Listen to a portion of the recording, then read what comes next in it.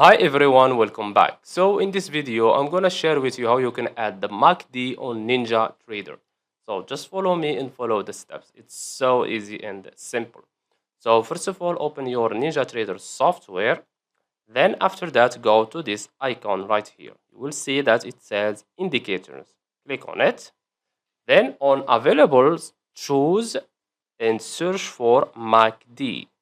Okay, so this one, click on it 2 times, and as you can see here, you can change a lot of settings here. You can change also the colors.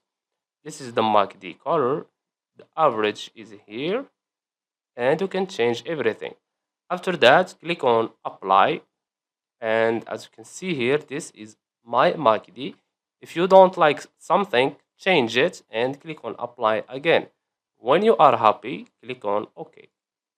And that's it. So I hope you found this video helpful. Don't forget to give us a like and subscribe. Thanks for watching and see you in the next one.